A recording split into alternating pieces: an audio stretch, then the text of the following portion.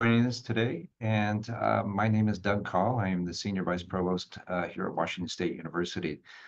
We are doing what is kind of become a tradition that was started under the previous Senior Vice Provost, Laura Hill, whereby she gave talks to each faculty stage and promotion. These turned into 4 different town halls that we have every spring. And if I mix things up because of that, please forgive me. Fortunately, I have 2 outstanding colleagues here to keep me straight. One of them is Katie Cooper, who is an associate dean from the College of Arts and Sciences, and Stacy Hust, who's an associate dean from the College of Murrow College of Communications, excuse me. And they actually have much longer and prestigious titles than that. So I invite them to put them in the chat if they feel so inclined. But for today, I want to talk to you about promotion from career track to career track associate professor, and answer any questions, address any concerns that you might have, and also just remind you that at any time you want, feel free to reach out to me in particular, and I'll volunteer my colleagues if you have any questions or concerns through this process. Today's a lot of it's about process, and I'm going to walk you through a few slides, and then we'll open it up for, thank you, Katie, for that.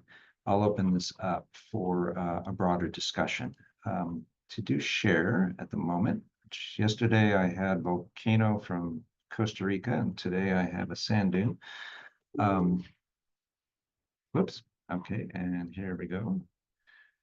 All right, and I'm looking a different direction because that's where my slides are. So okay, promotion to career track associate professor. All of these slides and the recording of this session will be available at the Provost website.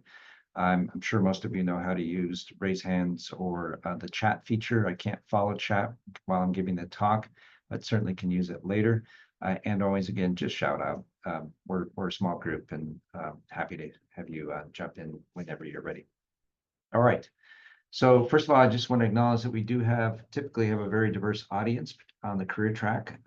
These appointments include individuals involved with clinical research, scholar, teaching, librarian, and extension tracks. And we also have people with mixtures of 9-month and 12-month contracts. Some of these very earliest stages are contingent, but we also see fixed term and continuous, and different years in rank. So we recognize that there's a lot of diversity in your perspectives here and where you are in rank and how you're viewing all this. What I'm really going to be addressing this more to is how things are going for this year, if you happen to be going up. But if you're not, then this just gives you a lot to think about as you move forward and preparing for this next stage. I also just want to emphasize we do want everyone to get promoted and move forward. So that's part of the reason that we are now doing these kind of workshops or town halls every year. But before we get started, I just wanted to share some statistics with you. This is the promotion and tenure statistics. Whoops, excuse me. Promotion of career track, sorry, tenure's not in there. I got a typo in there. Promotion to career track associate professor statistics at WSU from 2018 to 2025. We had, as you can see, 154 women and 100 men move forward in the promotion pathway. Overall success rates around 98 or 97 to 98% or 99%. I like to think that this reflects the fact that we've been doing a good job of preparing people, even if they may not feel totally prepared, but that can be addressed by asking questions and getting to the resources that you need so that you feel that you're fully prepared through this very important step in your career. There's some additional statistics on here if you're interested, but overall, preparation serves you well in this process. And what does the promotion process look like? First of all, we urge you to identify reviewers, internal, most of the time with career track. That's all that's required with the faculty manual, but some colleges also require one or more external reviewers as well. So be sure that you know what your requirements are from your college promotion and tenure guidelines. But identifying those reviewers earlier in your career is really important. And that can be done through your interactions with your professional organizations and other kinds of interactions, recognizing that we need reviewers who don't have a conflict of interest directly with you in terms of being personal friends or family members and so forth.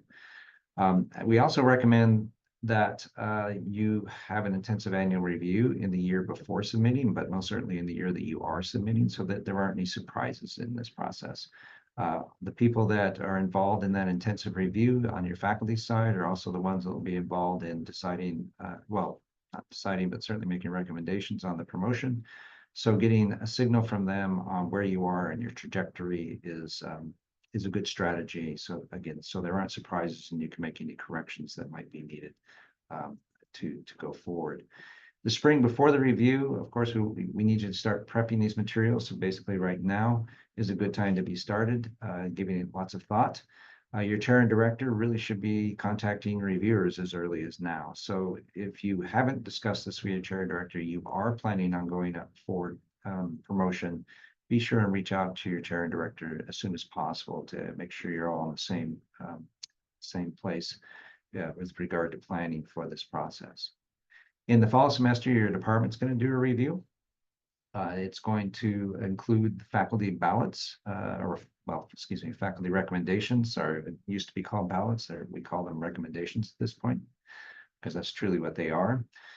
Your chair and director and academic directors are going to collaborate to write what's called an administrative review. This is going to move forward typically to a college promotion and tenure committee who will do a review. Then your dean, typically, by the way, the P&T committee findings typically don't go forward beyond the dean.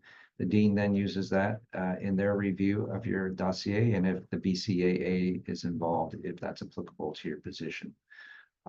Ultimately, then this goes up to the provost committee for review, and later for the vice provost review. I should also add on here that the executive vice provost president for health sciences is also involved if you're on the Spokane campuses. The spring semester, this then we have a lot of discussions between principally me and a few other members of the provost office with the provost, and ultimately decisions are announced in February, typically mid-February. Promotions are effective the following July 1st if you're on a 12-month appointment, and effective on August 16th if you are on a 9-month appointment. I have a couple of asterisks here just to flag that we have a new process that we're working on with the Faculty Senate right now for 2025. The idea here is to increase transparency in the review process. As it stands now, you would submit your packet to your chair or your director, and you would not have any further eyes on that packet until your dossier is delivered, or excuse me, until your decision letter is received in February. So it's a black box, major source of anxiety for a lot of people, and not remotely transparent. What we are doing now, although I will add that after the decision's made, you can actually request that dossier back, and you can see letters and so forth.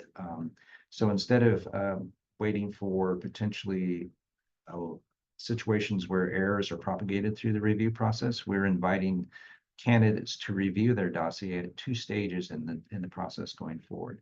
One will be after the chair's review, chair and director's review, and a second time after the dean's review. At that time, you will be allowed to review the administrative recommendations and the faculty recommendations for your dossier. Have an opportunity to write I'm guessing, 2-page rebuttal or correction of factual error. That's your opportunity to prevent those errors from being propagated through the review process. Your response, again, expecting this 2 pages, likely 5 business days, based on conversations with Faculty Senate right now. This is an experiment. We'll adjust if it doesn't work very well. Welcome to being the guinea pigs. But I hope this works well for you.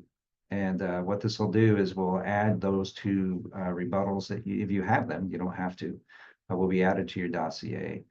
And those will go forward to the provost committee during their review. The provost committee consists of about 20 people. They're divided into subgroups, subcommittees, who also divide into subcommittees, so that you have a group of individuals who can be very different from your discipline, looking at what you've been doing and developing evaluations going forward. So as part of that, it's important to understand that our core mission at WSU truly is teaching, scholarship, outreach and engagement, service and leadership, both external and internal. And for those of you involved with scholarship, we do follow Boyd's model of acknowledging and celebrating scholarship and discovery, integration, application, teaching, and engagement. A real important piece of this is that faculty must be reviewed in accordance with their defined responsibilities and official job description. The way I translate that, and I do meet with every single dean's promotion and tenure committee every before they meet every year, and I remind them that they are judging the merit of your contributions and activities relative to your job description, not based on what they think you should have been doing or what they thought you should have been doing. We want them to evaluate you based on what you were truly expected to be working on. And we'll remind them of that. And people get it, it's worked well, but it's just a reminder. And I'm just sharing that with you so you can be assured that those conversations do go forward. Workload allocations are critical to defining the progression towards promotion. Our workload allocations are a little sketchy in terms of how we define those in terms of expectations in some places, not always. Oftentimes they're very well defined. But as part of that, we've been charged also separately, just in case you're not aware, with developing a workload policy for the entire system. You'll see a lot more about this, but this is an opportunity to actually carefully define the allocation of effort, and the expectations for that effort, and the definitions more or less of what satisfactory performance looks like, and more, just as importantly, what meritorious performance looks like as we move forward with a model when the money's available to have meritorious salary increases, which we haven't had for a decade. And now I'm going to briefly do a commercial and remind everybody that those workload policy task force town halls are going to be on April 15th, April 21st, and May 1st. You're all invited. We would like your voices at the table, and you can always, if not then, email me and we can have discussions as to any concerns. Trying to make this as flexible, but also as transparent as possible for everybody to ensure that your voices are heard and your effort is represented in these policies. Just so you know, I'm doing presentations and discussions with deans, the associate deans, and chairs and directors. In fact, not long after this meeting, I'll be presenting to the chairs and directors at their monthly meeting today. Okay, back to the timeline in 2025. So what the faculty manual lays out the process for promotion and tenure, both for career track and for tenure track faculty. But the provost office provides kind of the defining guidelines that kind of pulls the process together along with the deadlines, and allows then the dean to work with the chairs and directors to finalize the schedule on their end, so that you have the time points where you have to have different pieces of this process completed. From the provost perspective, they're going to send out this guidance document in late April to early May, guessing will be closer to early May. Substantively, it will be very, very similar to last year. So if you want to get a sneak peek on this, it is available on the provost website, and I'll ask Haley to drop that in the if she hasn't already, into the chat for you. But the difference, of course, being that we'll be incorporating this preview of your packet twice during the process, assuming faculty senate agrees. In principle, they seem very supportive of this. We're working on some details on that. Final dossiers are then due to the provost in late October. Deans will then provide you with a timeline for completing those dossiers. Work with your chairs and directors on that. Can't emphasize enough, much of this is a partnership with your chairs and directors to make sure that everybody's in the same place. In 2025, we'll have that interactive window for the TMP review process. I'm guessing it's going to be 5 business days, and we'll go from there. November and December, the Provost Review Committee will be doing their work. Then I will have all of this piled on my desk, and we'll be enjoying the vast majority, which is a grand celebration, all the fine work that we do at WSU, moving that forward to the Provost in January, and ultimately issuing decisions in February of 26. So what is in the dossier? This is what I see on my end, just so you're aware of this. I get a Teams site with your information in it, and it's going to include the administrative recommendation forms, which again, the chair, the dean, the chair and the academic director, if appropriate, the dean, the VCAA, the vice president for health sciences, all will have some comments on your promotion packets usually. Your rebuttal forms, new in 2025, should we have those? Your current CV, your teaching portfolio. Please note that if you are in the health sciences, you have a 25-page maximum for this portfolio. If you are not in the health sciences, you're limited to 5 pages. Context statements. In the past, long past, distant past, back when I was in your position, context statements were not viewed as particularly positive. They were viewed as trying to make excuses. We, in fact, view context statements as an incredibly important component of telling your narrative about your journey in your career, why you ended up where you are, and highlighting the values and benefits that you've brought through this position, because oftentimes we may not recognize what truly prestigious, for example, truly prestigious invitations to different conferences are, unless you tell us those kind of details. And that's where a context statement becomes very important. Typically covering research, teaching, and service, but it may be covering any number of other topics. These are limited to 6 pages. But I do emphasize, use that to your advantage. And we'll talk a little bit more about this after I finish pontificating here. We'll also have your past annual and intensive reviews. We'll have any review letters. There's a supporting materials folder where preprints, pubs, other letters of support end up. A copy of your departmental and college promotion and tenure criteria. And this is very important, in particular at the provost review level, because some people on those subcommittees are not familiar with your college's processes and criteria. And then the faculty advisory recommendation forms are in that as well. Other details, we do again recommend that intensive review in the spring, and this does not go to the provost, just assure you of that. All qualified unit faculty, and there need to be 5 minimum. If you don't have 5 minimum, the chair and director works with my office to identify a minimum of 5 that they consider qualified to serve as reviewers for you. And these will contribute recommendation forms. In your case, all career track and tenure track associate professors and professors will submit recommendations for your promotion. The faculty manual only requires internal letters for the career track, but again, some colleges may require 1 or more external letters. Any additional letters, and for example, if you are working with community partners in the context of student service learning, or in the context of community engaged research, these can be included and should be included in the supplemental materials as additional support of your packet. The dean and the VCA may choose not to forward your case for promotion. I just want to emphasize that in such cases, you may still request to go forward, but that's a conversation to have with your chair, director, and your dean to make sure you're comfortable with doing that.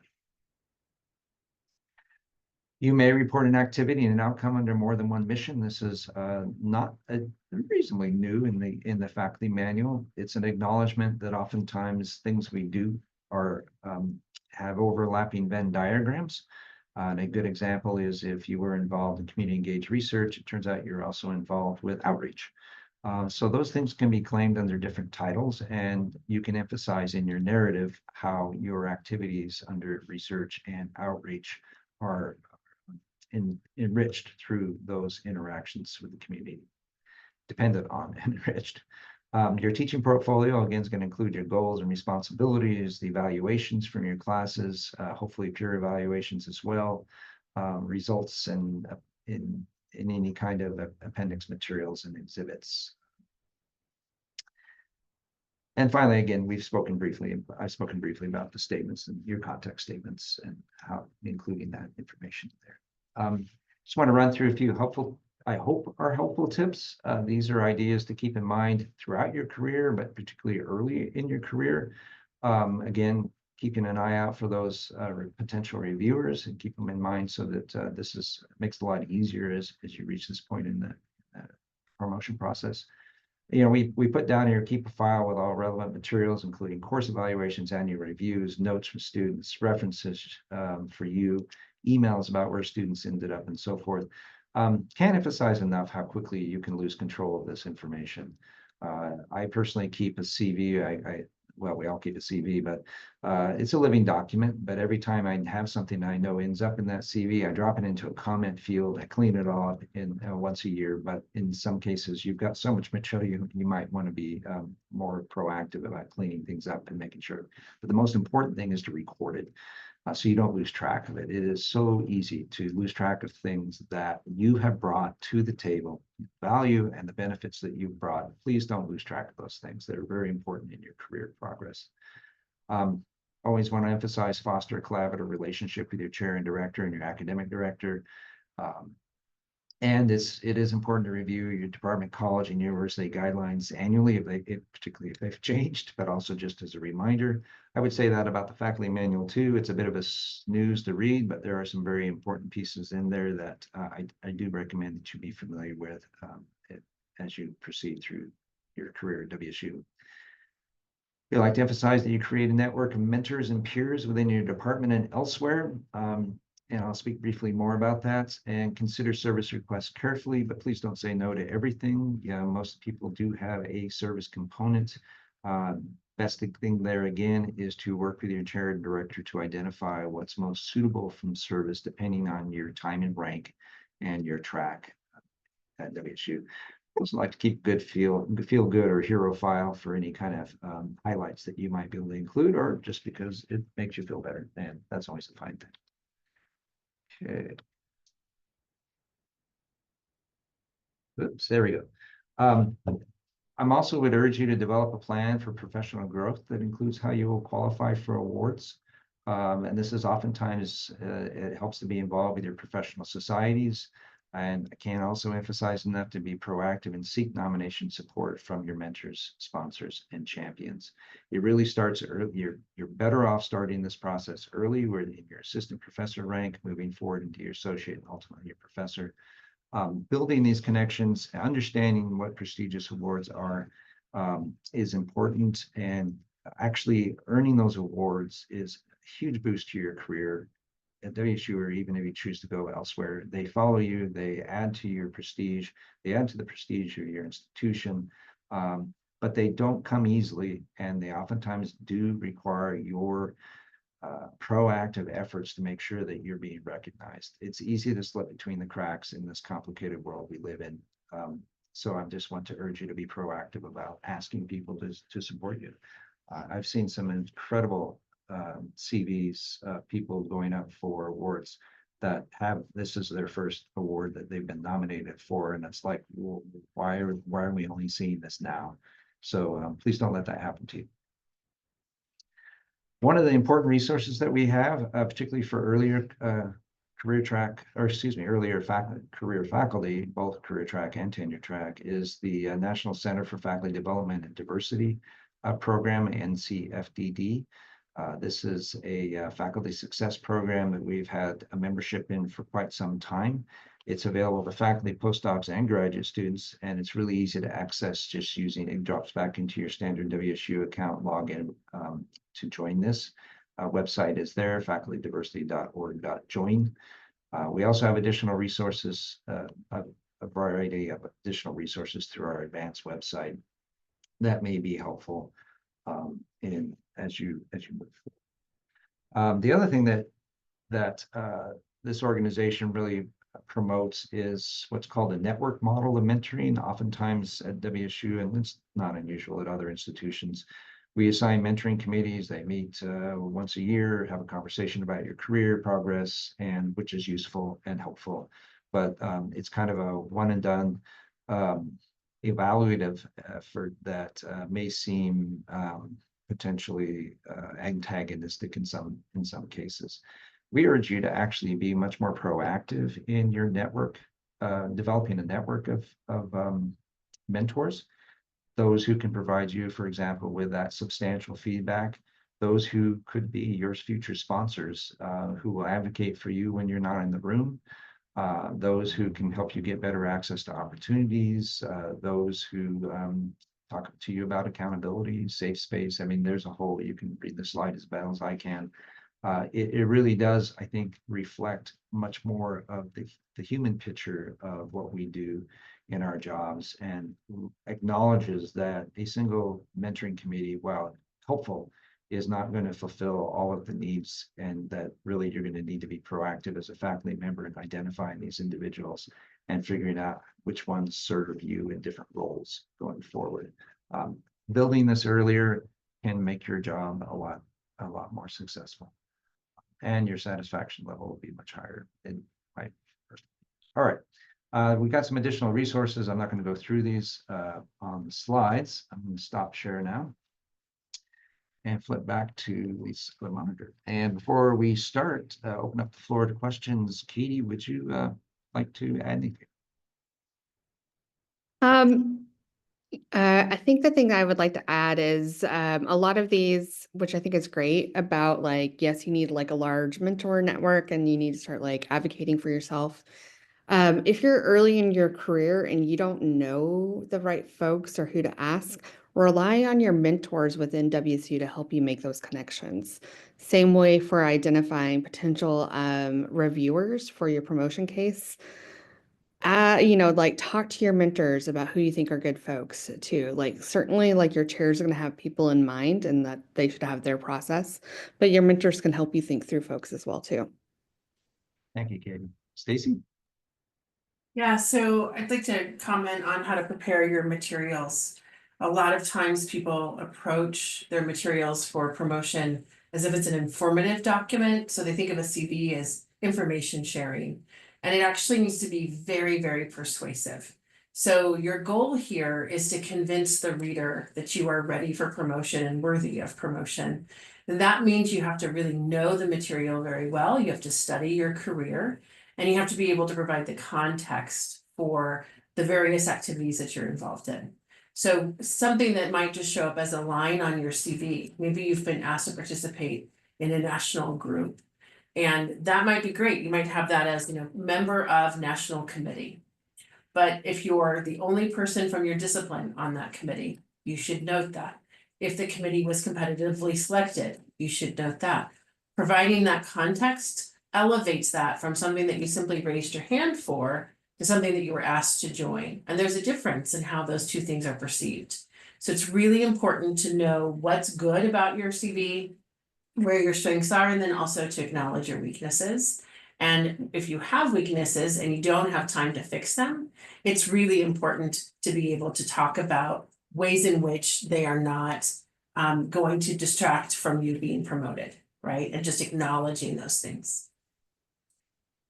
And I would add too, if you have an assigned, hopefully you do have an assigned mentor committee within your units, put them to work. Give them your CV and ask them to say, hey, is this suitable for promotion tenure? What do I need to add? What's missing? How should I annotate this differently? Have them work for you. It's their job. I just put in the chat and I like to try to help people think through of how they're building their documents. Your CV is really your credits. And so if you're imagining it like in a movie, it's going back and that's your evidence of the work. But your statements and your materials, like Stacy said, they should be very persuasive. And so that is again more like a trailer. You're trying to entice people into your space. I love that. I'm stealing that first slide. Go for it, Tag. Already. And you have to if Oh, go ahead. anything about your work, right? So the people who review you externally will know your field, but may not know the nuances within the WSU, right? So if you're on a committee at WSU and that committee meets twice a month, you should say that because that's part of your service commitment and you want to be really clear you're participating actively by engaging twice a month in the academic affairs committee, for example. But then when it goes through the process of WSU, you will be reviewed by a group of individuals outside of your discipline. And so you might be, if you're in communication, for example, you may be reviewed by somebody who's in plant sciences or medicine or music. And so you have to be able to convey to them why your work is worthy and why it's notable. And so you have to think about what are they looking for and what have you done to meet the standards of your college. Thank you very much. Floor is open. Do we have questions or concerns that you'd like to discuss?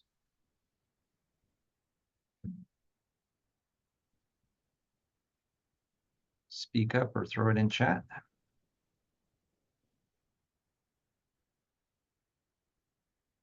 How many of you have a hard time writing about yourself? I'll admit it. It makes me really, really uncomfortable. Something I did because I'm working on preparing my own materials for review. I emailed my like a close set of friends and I was like, y'all, I need to be hyped up. Write me all of like the things that you think I do well in my job. And I just took those words and those adjectives and put it in a document to remind me so that way I have it open and looking at while I'm writing my materials. Thank you. Sam? Hi. I have a pretty specific question, and it may be something that I just have to take to my department, but I thought I'd ask here. I am an academic director on the Vancouver campus. And so I was wondering who in the chair academic director portion of this process where mine would go to, since technically it would go to me.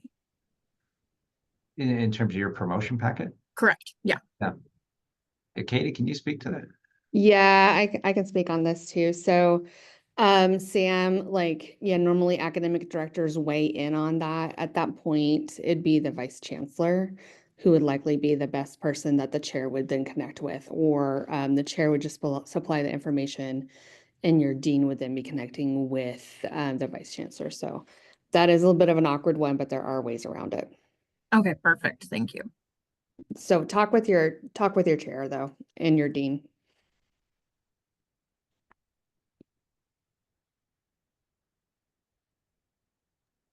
So I think the other, something else that I hear a lot from career track faculty is they don't feel ready to go up. And they think, well, I'll just wait till I get that next big thing, or I'll get a couple more things and then maybe I'll be ready. And before you know it, 5 more years has passed. I strongly encourage you to talk with your chair, talk with your dean, and to be looking toward going up, seeking an intensive review, getting feedback from the individuals of your department before you think you're actually ready. Because oftentimes people are ready before they think they are. And I think one of the hardest parts about career track faculty and about the career track rank is you're not forced to go up like you are in tenure. And so for some of us, it might be more secure and safe to just stay in our position. But in the long term, it's actually not good for you to do that. I would triple that point. We need folks to move forward in advance. Following the standard timeline's best. Worst thing would happen is they'll say, no, work on this for next, but more often than not, as Stacy points out, you're ready and we can move forward. And that's delaying is also a significant financial cost to you because there is a promotion salary increase of 10%. Delaying that for a year or more is starting to cost you and your family actual wealth. And there's no reason to do that.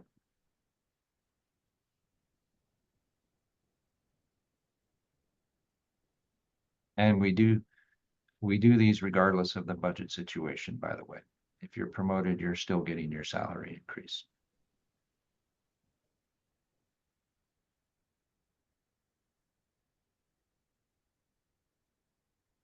You have thoughts or concerns?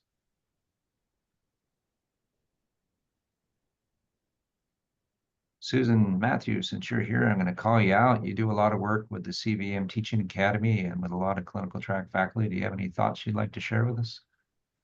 I would echo the comments around making sure that you state the context of your work and how, particularly for educational leadership work that you do, you state how, if you're in a meeting. So if you're in a leadership role, which has a lot of meetings attached to it, say how frequently those meetings are, who attends those meetings, what is the impact you have had on the constituents of the work that you're doing through those meetings. It's not only the activities that you do, but also the impact that those activities are having on others. And those who aren't in your discipline may not realize that. So I think it was, actually, I can't remember who said it, but I was sitting here nodding my head and thinking, yes, that's what's needed. Thank you very much, Susan. Kathy. Kathy. Hi, so I'm on the other side. I was promoted a few years ago. I think I'm the first career track person in my department, and I'd been here like 20 years. And it was like, you know what, we think you should go up. And I had about a month to put everything together.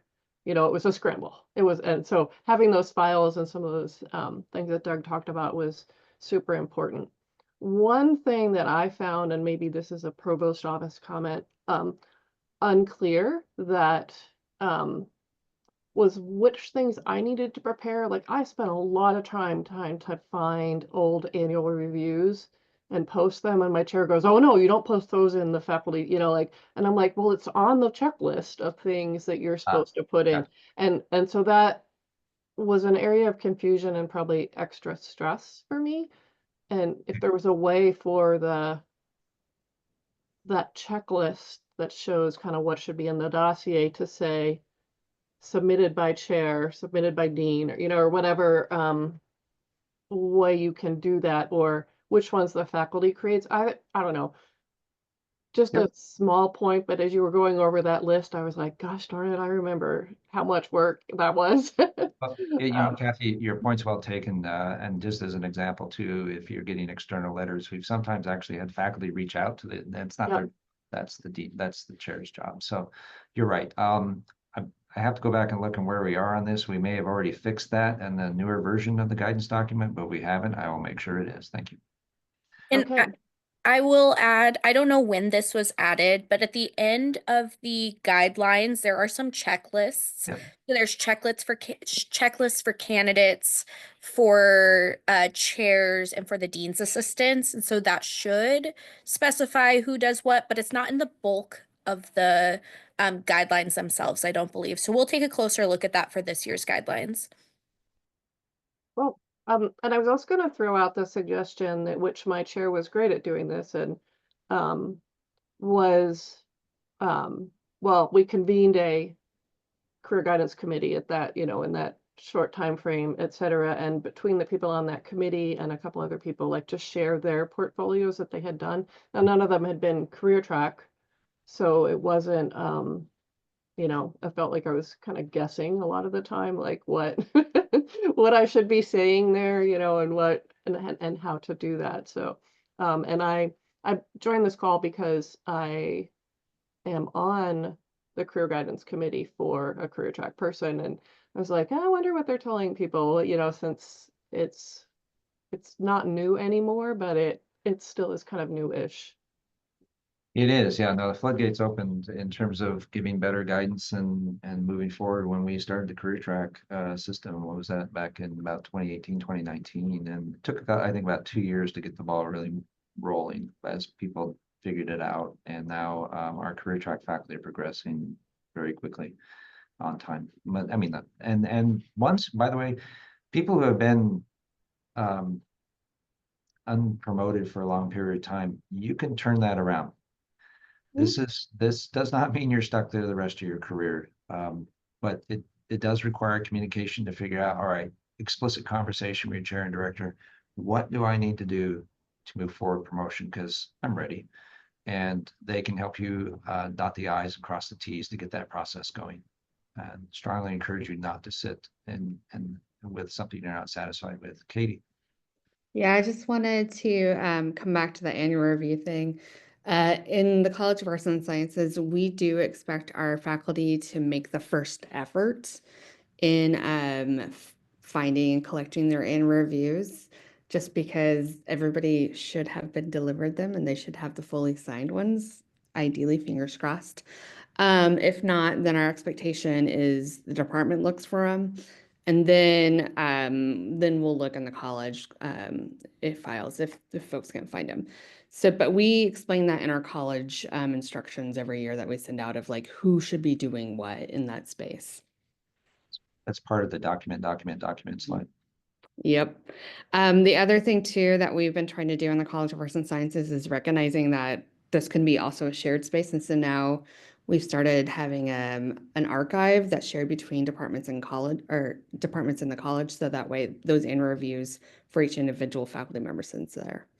I was asked a question directly by someone who doesn't want it attributed to them. But what if faculty notice different levels of expectations for the assistant to associate career track promotion within the same unit across campuses? I have my own thoughts on this answer, but I will also pitch it to Doug and Stacy first. Go ahead, Doug. Can you say that again? So, same department, Yeah. that's across multiple campuses. Yeah. But different levels of expectations, have either been emplaced or perceived to be emplaced on faculty. Yeah. I don't have a great deal of experience in this area, but I will say that that is one thing we're hoping to work on with the workload policies, to explicitly define what effort is, what it looks like, and what the expectations are for that effort. We are arguing that with rare exceptions, this should be the same. Now, we understand that there are different resources available on different campuses that will impact what people can do, and that does also need to be acknowledged in this process. Katie, I'm going to throw it right back at you. Yep. So we have a lot of units and departments in the College of Arts and Sciences that have a cross-campus footprint. It is our expectation, though, that the guidelines that are set for a unit, and it doesn't matter where the faculty member resides. Now, that said, on top of that, there's also an expectation that every faculty member is reviewed based on their own workload. So something that I strongly suggest that you put in your documents somewhere is your workload and your individual workload, because that'll be a nice reminder to folks, and or if your workload has changed with time, because that's the lens that people are supposed to be using. When it gets to the college level, I look for those types of deviations, and I try to address it if I see it come up, if that helps. I'm sure it happens also at the provost office. Stacey? Yeah, so I wanted to talk just briefly about the workload and making sure that you provide that context, that you work closely with your chair so that your chair is clear on what your workload is throughout your career. So in addition to my associate dean role, I'm also a chair of a department in the Monroe College, and I've worked with a lot of career track faculty to help them get promoted. And one of the things that's most challenging is that often career track faculty have workload that shifts across the span of their career. They might work, they might have started out, for example, as an instructor in which they're 100% teaching. And then they might move to a scholarly track in which they're 80% teaching. And at that time, they're taking on additional duties in service or creative scholarly work. I recently had a promotion go through successfully, which the individual had worked with us for more than a decade. And she had experienced about 4 to 5 different workload shifts during that time. It's really important that the chair not only can describe accurately the workload distribution, but that you are in agreement with that workload, and that the reviewers understand the years of time that your workload was allocated and how it was allocated.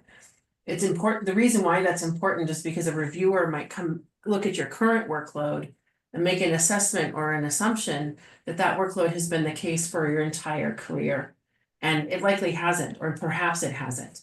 And so if you're, for example, had 2 or 3 years where you were 100% teaching, they should not be looking for creative scholarly work during that time, right? So it's really important that that statement is there, and that your chair and you and even your dean are all in agreement on what your workload is and has been. And going forward, the documentation of this should be much better. So under the workload policy, what we're envisioning is that you will have another page on Workday where you will literally document your workload. There will be 7 buckets, not just the 3, because we are acknowledging that our lives are more complicated than just the service bucket. There is clinical practice, there's administration, there is extension, and there's librarianship that oftentimes get lumped into that one category. So for the sake of documenting your effort, there will be 7 buckets that you and your chair will agree upon what the values are, and those will be documented through time in a longitudinal fashion with your Workday record. So you will have it right there. That doesn't help you right now, but in the future, that going forward, those changes in workload and as you work effort, how it's distributed will be in a permanent documented form. That's my goal anyway. See how far I get.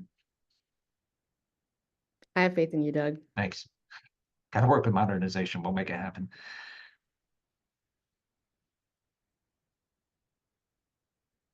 Yep. Thank you, Stacy. Good point on that in the comment there. Other thoughts?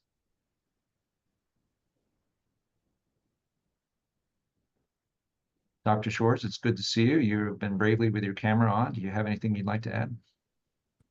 I don't think so. I mean, I think this is useful. The only change we're really looking at is the rebuttal letter for 2025. That's it, right? That's my understanding, right? Yep. Okay. No, I appreciate the conversation. You bet. So you will again have access to your faculty recommendation forms during that process. The provost was not concerned about having letters available at the time that he asked for this. Senate actually added the letters, so we're still not sure where we are on that, but you may also have access to the letters immediately. You always have access to the letters after your dossier has been, after this whole process is completed. So yes, Katie. Only through a public records request. Actually, only through an email to Christina. Oh, okay. Used to be a public records request. It is now a simple email. We're just, you know, it's going to happen. It's going to happen. We don't waste people's time. Hi, Doug. This is Phyllis. I was trying to get my camera to work. Can you hear me okay? I can hear you fine, Phyllis. Oh, well, I can't get my camera. But I just wanted to make one comment on the question about the campus expectations. Yep. Since we have lots of programs across the campuses, I think it's important that could be addressed in your context statement. But also those are conversations with the director of the college and the vice chancellor, which really help share the expectations for like community involvement and being a good citizen on the campus, which could be very different than what it looks like on the Pullman campus. And that's come up a couple of times in our college. People sort of expect you to look the same on the other campuses as you do on Pullman, and that isn't always the case. There are different resources, different expectations. So I think just good, clear, statements in your context statement can help that also. Thank you, Phyllis. For those of you who don't know Phyllis, she's an associate dean from what I can still call the College of Education for a few more days. You can, that's right.